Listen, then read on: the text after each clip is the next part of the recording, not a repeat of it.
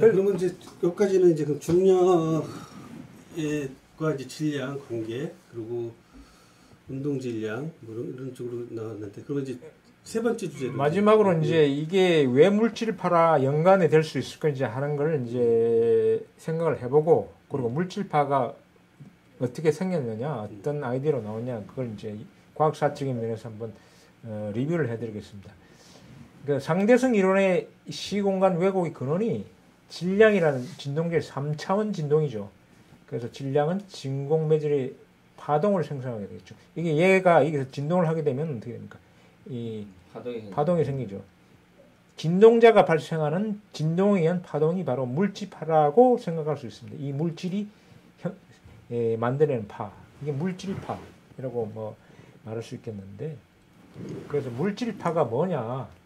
이게 양자역학적인 개념인데, 이게 바로 이제 중력하고 양자역학하고 이제 연관될 수 있는 그런 상당히 제 나름대로 새로운 아이디어로 생각되는데, 그래서 물질파가 뭐냐? 물질파도 사실은 굉장히 이 개념이 좀 애매모호한 데가 있긴 해요. 물질파는 드브로이라는 그 프랑스 물리학자, 드브로이가의 7대 공작. 아까 이태리 사람들은 드브로이가 아니라 루이스라는 이름으로 해야 되는데, 이태리에는 특이하게 이름을 했고, 다른 모든 나라는 이 드브로이, 이게 성이죠. 드브로이가의 7대 공작이 아주 어떤 뭐랄까 굉장히 높은 가문의 뭐 이런 뭐라고 해야 되나 종손이라고 해야 되나 막 이런 개념인데, 이 사람이 1923년 33살 때 박사 논문을 썼습니다. 박사 논문에 뭐냐면 물질파 가설, 이게 드브로이 가설인데, 이 가설이 뭐냐면 양자역학을 태동하면서 빛이 파동인데 입자일 수도 있다. 그래서 빛의 이중성이라고 칭했는데, 그러면 드브로이는 빛이 파동인데 입자로 생각되면 입자로 보이는 물질도 파동으로 해석할 수 있지 않을까, 그런 가설을 세웠다고 그러거든요. 그 아이디어가 사실은 뭐 친구들 술 먹다가 술집에서 펍에서 얘기하다가 생각나가지고 읽어보니까 이런 그 테이블에다가 메모를 해놓고 갔다가 그 다음 날 내 생각이 나서 가져오니까 그 아이디어가 있어서 그 했다고 그런 얘기가 나오는 보니까, 그래서 이게 이제 1927년에 전자가 파동 특성인 회질 현상이 이제 다른 사람에서 발견돼 가지고 물질파가 존재한다고 이제 학계에서 인정이 되었습니다. 그래서 드브로이가 1929년에 노벨 물리학상을 받았는데, 이 물질파가 이제 양자역학의 핵심이 되는 거죠. 근데 그게 물질파가 여기는 식은 안 나와 있는데, 라무다가 이제 질량에다가 속도를 곱한 그 분의 h 값이잖아요. 나중에 이제 제가 이게 수식이 나옵니다. 그 수식이 나옵니다. 예, 제가 소개해드리겠습니다. 수식 가능한 안 하려고 그랬는데 또 말씀을 하셔가지고. 그래서 전자에서 이제 그 회질 현상을 발견했는데, 사실 전자는 이때 발견된 지 얼마 안 됐더라고요. 그 전자를 발견한 사람이 존 톰슨이라고 1897년 응급관 실험으로 전자를 발견했고 1906년에 노벨 물리학상을 수상했는데, 이게 응급관입니다. 진공 속에 유리관 안에 진공을 하고 그 다음에 여기서 이제 전압을 걸어주면 이게 전자가 뭔가 튀어나오면서 이 전기장애에서 휘어지고, 이 특성을 연구하다 보니까 이 무슨 알갱이 입자 같은 게 있다. 그게 이제 전기 부하도 가지고 무슨 질량도 가진 것 같고, 그래가지고 이 물질에서 나온 거 봐서는 이 원자를 구성하는 요소다. 그래가지고 이제 이게 이제 이걸 여러 개 전자 비밀이라고 명명을 하고 학계에서 인정돼 가지고 이 사람이 이제 노벨 물리학상을 받았는데, 이게 응급관이 보니까 사실은 본래 브라운관이더라고요. 브라운관이 이제 이 사람이 칼 브라운이라는 사람이 이 응급관을 개발했는데 이 개발하고 난 직후에 이 사람이 이걸 이용한 것 같더라고요. 그래서 칼 브라운이라는 사람은 이 응급관을 이용해서 전자를 발견하지 않고 여러 가지 이 무슨 전신 기술 그리고 이 브라운관을 개발했죠. 그러니까 브라운관은 옛날에 그 텔레비가 다 브라운관 TV잖아요. 그러니까 이걸 이제 컨트롤함으로써 이게 형광면에 어떤 동영상을 구현할 수 있는 게 이제 이 기술 개발한 사람이 칼 브라운이고 이 사람이 이제 무슨 전선 기술을 개발해서 이제 1909년 노벨 물리학상을 받았었죠. 이렇게 전자를 가지고 회절 시험한 사람이 최초로 실험한 사람이 이제 이 사람도 조지 페지 톰슨이더라고요. 이 사람도 톰슨이더라고요. 그래서 여기 있는 그 지지 톰슨, J.J. 톰슨인가? 이 앞선 톰슨이 가진 이 응급관을 약간 개조를 해가지고 이 가운데에 이 골드나 어떤 뭐 알루미늄이나 셀룰로이드 이 막을 얇은 막을 둬요. 그럼 전자가 이게 튀어나오면서 이걸 뚫고 나오면서 이 화면에 이 뒷면에 나오는 패턴이 이게 이제 어떤 회절 현상이 보이거든요. 골드가 곰이 그렇고 셀룰로이드들이 회절 현상이 보이니까 이게 전자도 회절한다. 그래가지고 이 사람은 의도적으로 전자를 이용한 회절 현상을 확인하려고 이 장치를 이용해서 실험을 했죠. 그래서 실험 결과가 27년도에 발표를 했고 이게 이제 27년도에 Experiments on the Diffraction of Cathode Rays라고 27년에 발표를 했고 이게 인정을 받아서 10년 후에 노벨 물리학상을 받았죠. 그래서 제가 이제 톰슨이라는 두 사람이 있길래 이 사람들이 어떤 관계인가 보니까 이 사람은 조셉 존 톰슨이고 97년 전자 발견으로 거의 10년, 9년을 있다가 노벨 물리학상을 받았고 이 사람은 G.P. 톰슨으로서 27년에 전자 회절 실험으로 37년에 노벨 물리학상을 받았는데 실험 장치도 비슷하고 이름도 비슷해서 따져보니까 이 G.P. 톰슨이 J.J. 톰슨 아들이더라고요. 부자지간이더라고요. 그래서 처음에는 이상하네. 이름 비슷하네 해가지고 또 따져보니까 이 사람이 아버지고 아빠와 아들이 거의 30년 차에서 이제 노벨 물리학상을 받은 그런 아주 훌륭한 가문이 돼요. 훌륭한 가문이네요. 그래도 그 G.P. 톰슨은 자기 아버지가 했던 걸 좀 이용을 했으니까 아버지 덕을 본 셈이죠. 그리고 이 전자회절 시험으로 노벨상을 받은 사람 한 사람 더 있습니다. 같은 해 결과를 발표했기 때문에 동시에 수상을 했는데 이 사람이 한 사람은 데이비슨과 한 사람은 거먼데 둘 다 이제 미국의 벨랩 연구원인데 이 사람이 1927년도 아까 동일한 그 같은 해에 실험을 했죠. 이 사람 실험은 약간 다릅니다. 그래서 이게 전자빔이 이렇게 뚫고 나간 게 아니고 니켈 타겟의 표면에서 다시 반사되어 나오는 걸 디텍트 해가지고 이런 회절 현상을 발견했죠.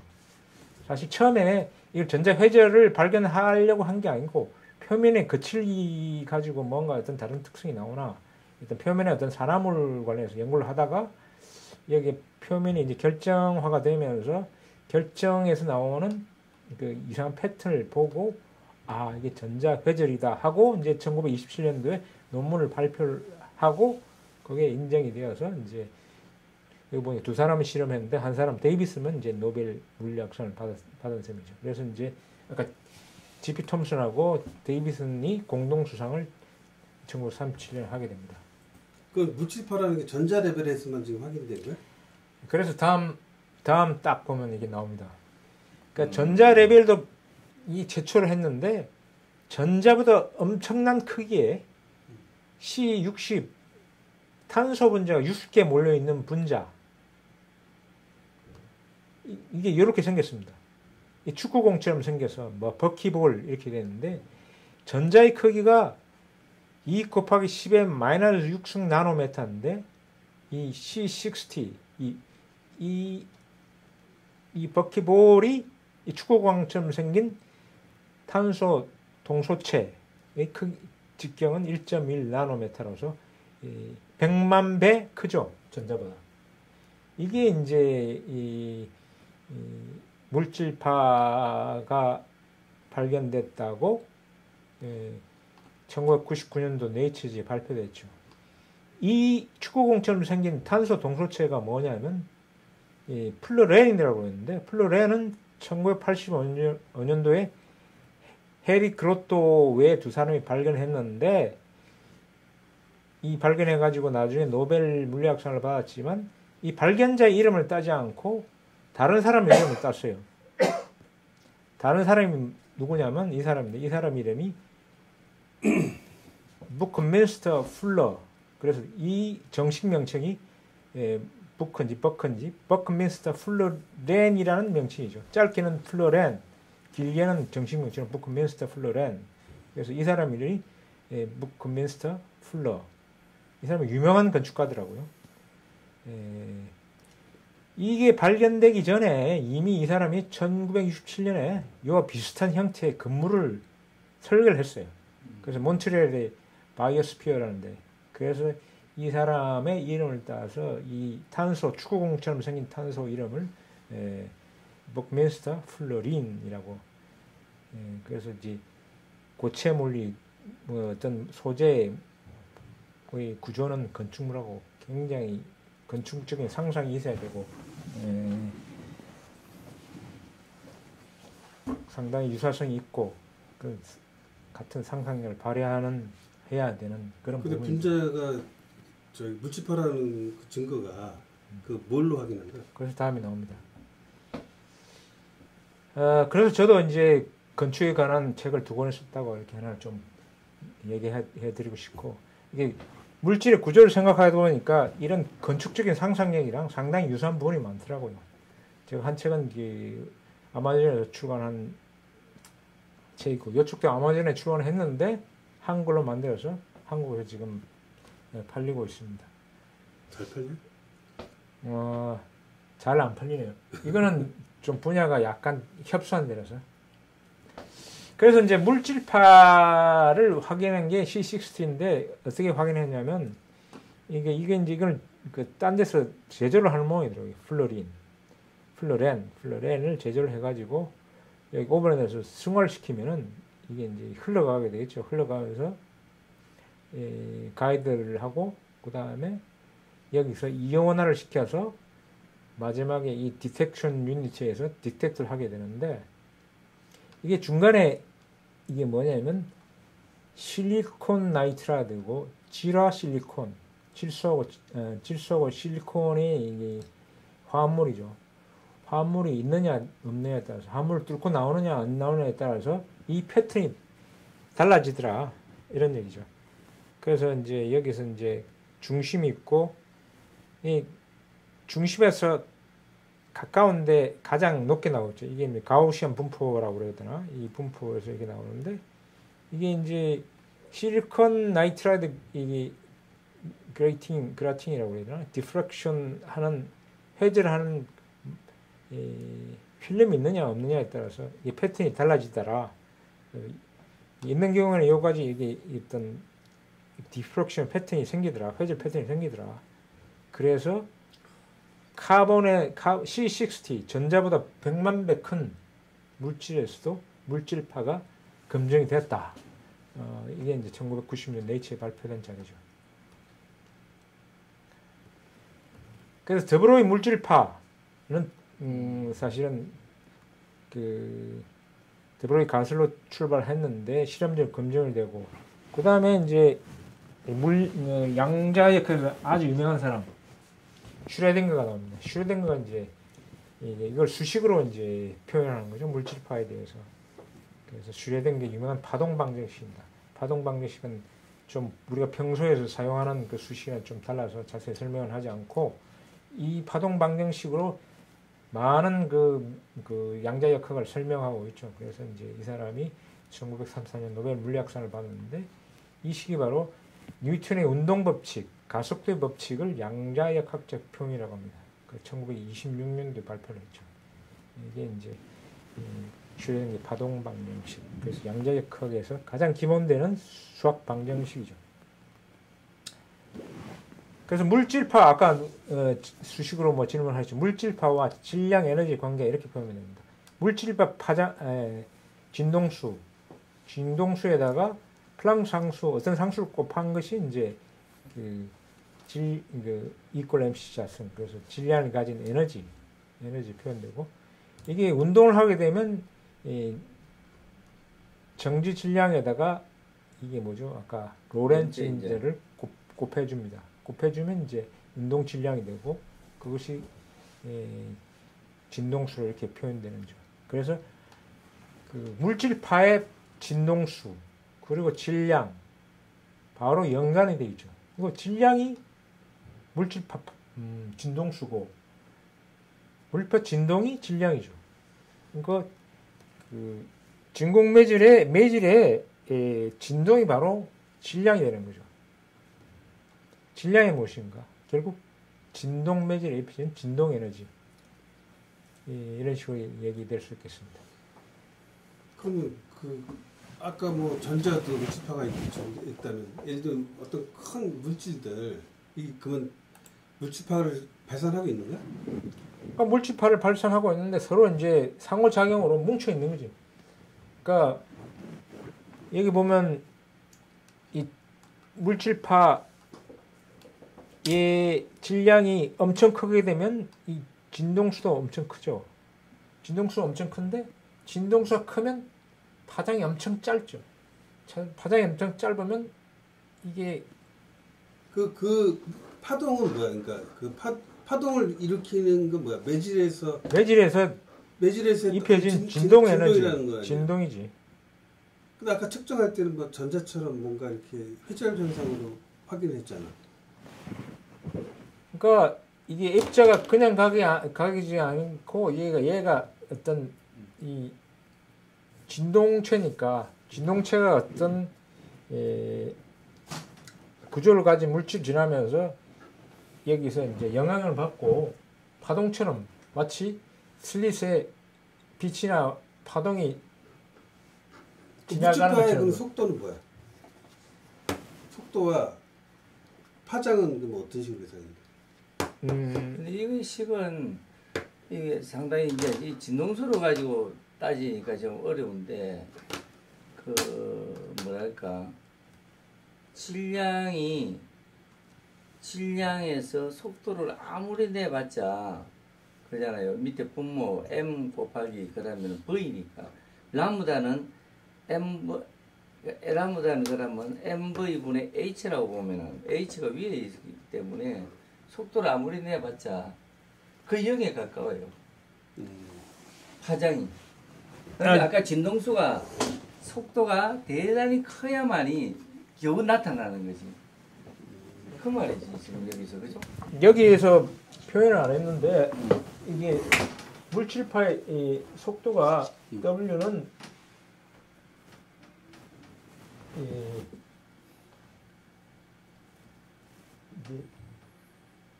C분의 V인가 이렇게 표현이 될 거예요. 나무다가 아니 이게 물질파의 속도가 물질파 속도 그리고 이거는 물체 속도 위에는 빛의 속도니까 또 그래서 C는 물질파 속도 곱하기 이렇게 표현돼서 이 물질이 정지하고 있으면 물질파 속도는 무한대가 되죠. 그리고 이 물체의 속도가 얘가 C가 되면은 이 물질파 속도는 C가 되고 그래서 이게 이 양자 얽힘에 관한 게 아닐까 그런 생각을 합니다. 정확한 잘 모르겠지만 양자 얽힘의 그 신호 전달은 속도는 거의 무한대거든요. 그 물질파라는 거는 거의 뭐 그러니까 내가 우리가 전에 알려는 MV분의 H란 말이에요. 이 H 값이 6.6 곱하기 10의 마이너스 34야. 여기 나와 있죠. 6.6이 그렇죠. 34죠. 이 값이 너무 작잖아요. 이 질량이 만일에 우리가 질량은 뭐 그대로 뭐 속도를 아무리 내봤자 이것이 크더라도 이게 아무리 속도가 아무리 내봐도 비트 속도 이상은 못 내잖아요. 그렇죠. 그럴 거 아니에요. 우리가 속도를 낸다는 게 비트 속도가 10의 8승이기 때문에 메다 퍼 세컨이니까 속도를 아무리 내봤자 거의 10의 마이너스 34승이기 때문에 이 파장값이 안 나와요. 파장이 아주 짧은 거죠. 네, 파장이 너무너무 짧기 때문에 너무 안 나타나요. 짧기 때문에 그런데 이제- 이게 이제 우리가 물리에서 가르칠 때는 이게 원자가 있고 중간에 전자가 돌아요. 핵이 있고 이 핵 주위에 전자가 돈단 말이에요.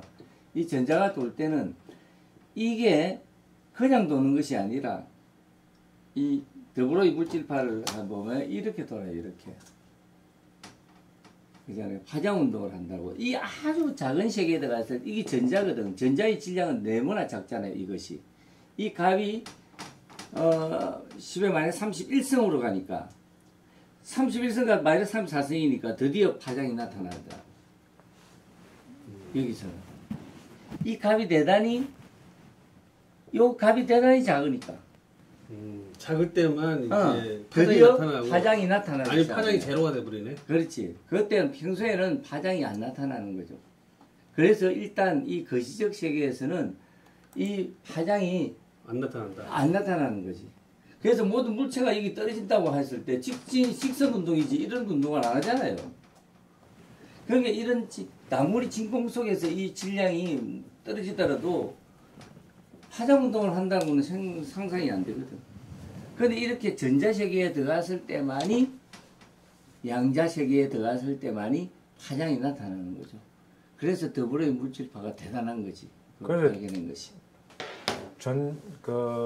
우리가 컨트롤할 수 있는 가장 작은 입자가 이제 전자니까. 음. 그래서 전자 가지고 이제 실험을 하고 결국 나중에 전자, 그 다음에 수소 원자, 결국 질량이 제일 높은 게 이제 아까 플루린이 이제 카본이 6C가 있으니까 거기서 이제 측정이 돼서 검증되었다 이게 이제 나오는 거고.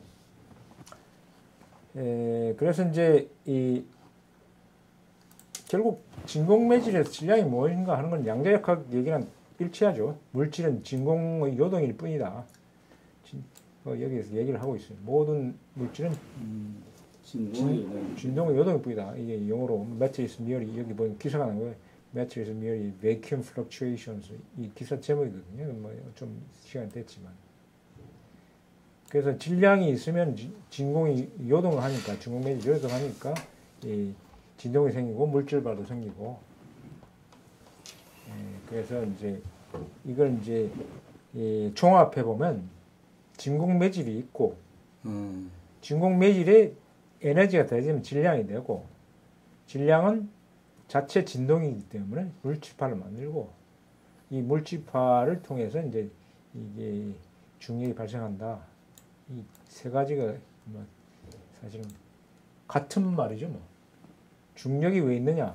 질량이 있고 질량은 진동이고 진동에서 물질가 발생하고 이 물질파 때문에 이 진공 매질이 왜곡되고 이 왜곡을 통해서 중력이 발생하고 모든 운동 법칙을 일관되게 통일되어 설명할 수 있다. 그러니까 지금 김 박사 얘기하고 달리 지금까지 이제 저 진공 매질이 없이 그냥 우리가 중력을 지금 얘기했단 말이에요. 그러면 이제 진공 매질이 들어가서 있는 거하고 없는 거하고의 차이는 결정적으로 뭐야? 그러니까 이게 무슨 진공 매질을 넣어서 진공 설명했다. 매질이 들어감으로써 이 세 가지가 이것의 관계가 통일되게 이야기를 할 수 있다는 거지. 그러니까 질량이 있는 거하고 진공이 아무것도 없으면 질량만 따로 이게 질량 이걸 질량을 봐요. 여기 보면 여기 이 막대기가 없다 하면 여기 주변에 아무것도 없잖아. 질량이 여기서 매질을 매개로 해서 이렇게 같이 이제 얘가 진동을 한다고 그래서 멀리 떨어 있는 그 다른 물체에 영향을 미칠 이유가 전혀 없는 거지. 진동을 해서 이 진공 매질을 흔들기 때문에 그래서 주변에 진공 매질이 왜곡이 발생하고 아인슈타인 말처럼 시공간이 왜곡되고 시공간이 휘고 그 시공간이 휘기 때문에 중력이 발생하는데 그러니까 이걸 좀 더 깊이 들어가면 그 진동자가 어떻게 움직이느냐 이 힘에서 움직이는 게 아니라 확률이 때문에 움직이는 것 같아요. 왜냐하면 확률이 뭐냐면은 어차피 진동 사이트가 있고 옆에 사이트가 있는데 가까운 사이트에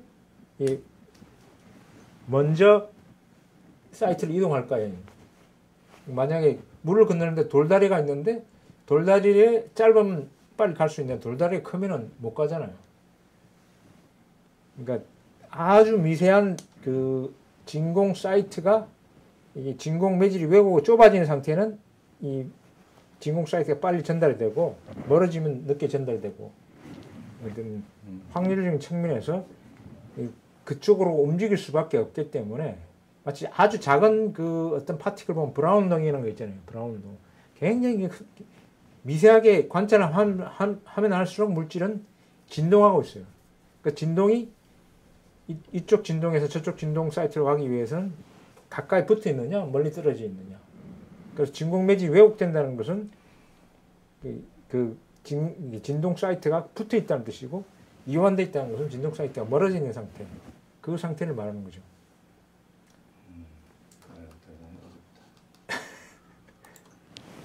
새로운 개념이니까. 그래서 다음에 자 오늘까지 여기까지 이제 다음에 간단하게 설명을 하자면 제가 이때까지 중력의 기원에 대해서 이제 쭉 새로운 개념을 도입하면서 상당히 어렵고 지루하고 뭐 머리가 쥐가 날 수 있을지도 모르겠지만 여기서 가장 중요한 게 로렌츠 인자더라고요.